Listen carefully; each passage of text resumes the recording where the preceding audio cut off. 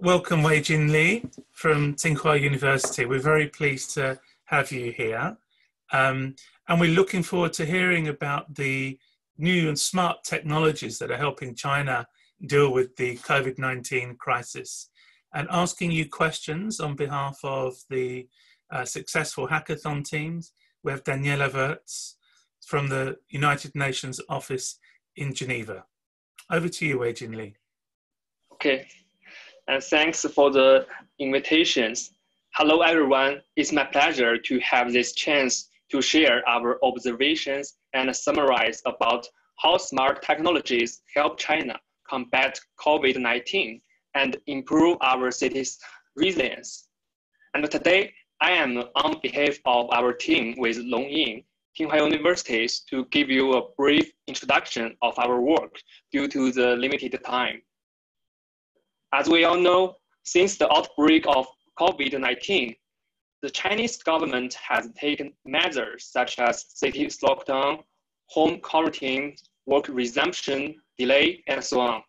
It's a pity that the national productive consumption thus has been greatly affected in a short time. However, it's gratifying that the smart technologies play a more positive and powerful role in facing this public health challenge and controlling the epidemic situations by comparing with the SARS in 2003. And finally, they significantly promoting the resilience of our cities.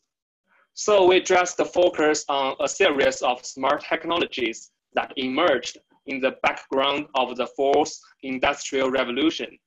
Since the late January this year, our team have conducted systematic observation through the popular social media platforms in China.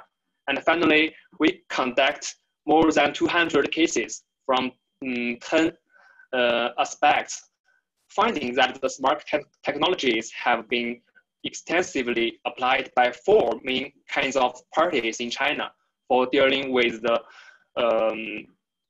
public health challenge, as shown in the figures, which are the government, the medium staffs, and the companies and the citizens. So we come to the first, is the big data. Massive data are used to display, analyze, and forecast the epidemic situations.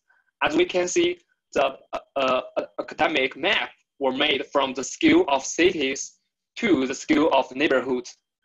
What's more, we can also analyze the public opinions and the profile and the flow through the big data. For example, we can use big data to better know about where millions of people went from the ordinary cities. And the next is artificial intelligence. We can see the efficiency of medical research and development and public service, such as diagnosing, outbound, and consulting are visibly promoted with it. Imagine that we can use the technologies like Siri to collect the information as well as question and answer to public automatically. And the third is the mobile internet.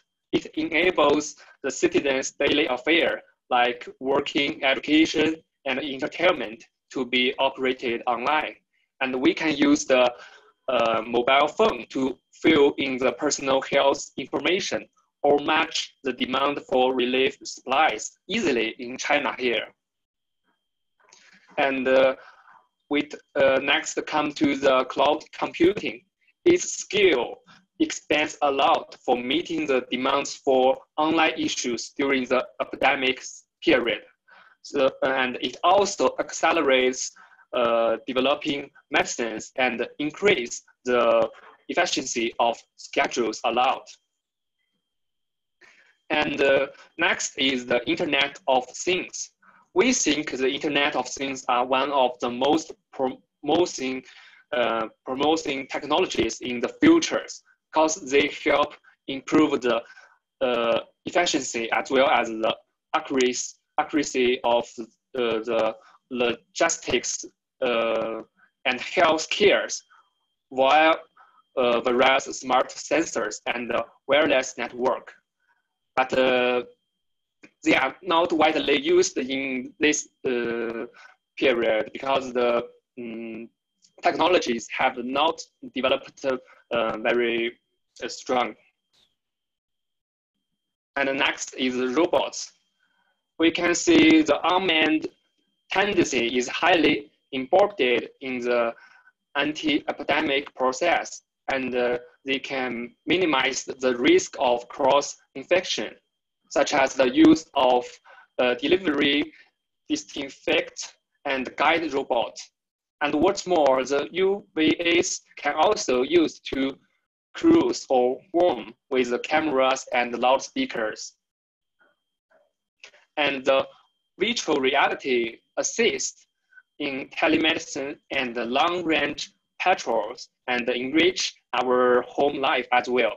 For example, based on the technologies of 5G and VR, doctors can provide remote diagnosis and treatment guidance. And the next is intelligent construction. With the technologies of prefabricated construction and BIM, the efficiency and precision of construction have been largely enhanced, and it provides sufficient support for constructing the emergency hospital and improving our facilities. And the next one is blockchain. It develops a great role in epidemic and material data tracing, data trust, and efficient collaborations, as we can see in the cases listed here. And the last one is sharing economy. It also plays a key role in supplying the traditional economy and guarantees the supply-demand relationship as the basic needs of the citizens. So we can see the application of these technologies play a crucial role in high efficient governance of governmental managers, feedback and participation of citizens, diagnosis, as well as R&D of medical staffs, and finally remote operation and maintenance of the companies during the COVID-19. And finally, they have advanced more in both depth and breadth compared with those during SARS. However, the smart technologies we are summarizing can only be partly attributed to the efforts effects of government. Most of them are from the internet companies and the innovative industries as well. So we finally, we believe these technologies strongly support the disposal of this public health event and promote the city resilience, and will show more prospects in the future. Thank you. And this is my sharing. Thank you. Thank you. Thank you very much, Weijian Li, for this very interesting and rich summary of the research. I'm wondering that based on what you've observed in your research on new and smart technologies, what can we learn from China? I think we can learn from China from the many points. For examples, we should realize that the cities we live today are also different with the before due to the new technologies. So we should consider things in a new way. We are not going to design or fix the cities 100 years ago. So we should make the best use of the new technologies as we showed before, to find the rules which are hidden deeply in this new area, so they can better help us to combat the COVID-19. And this is, I think, is the most knowledge we should learn. Yes, makes sense. And which of the technologies of the new smart approaches and innovative solutions stood out in terms of the impact it had on the COVID response? I think is the mobile internet, because during the epidemic period, many citizens in China use their mobile phone to fill in their daily health information to the government, and the government and the companies also use the mobile phone to check their people's the health situation of their people. So with the mobile internet, we can easily communicate with each other during this special period without the touch. That leads me to another question, because you were showing the use of robots and drones interacting, with the public. And I wonder, how did China manage to get these new technologies widely adopted for use by the public? I think this is an interesting question. And the government, just as I said, the government in China have do part of the things to promote these technologies, to make them use to the whole society. And in these positions, the many of the industrial, like internet companies, play a more key role in the process of the spirit of these new technologies, and use the new technologies to make more new productions and to better serve the combating COVID-19.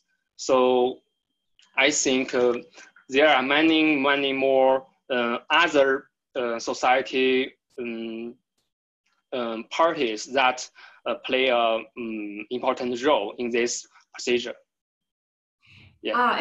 How did you manage to quickly, leverage these other community entities that you were collaborating with to get help with this?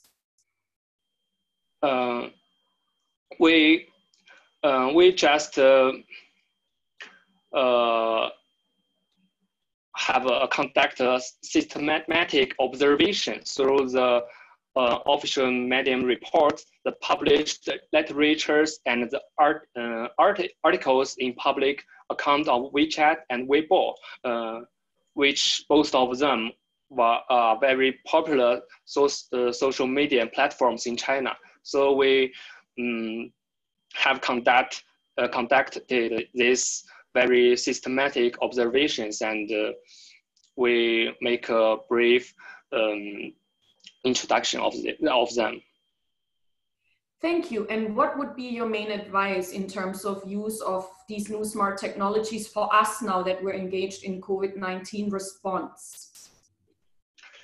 I think just as I have said, we should first is make the best use of the new technologies, and realize that the cities we live is not the same as the cities 100 years ago.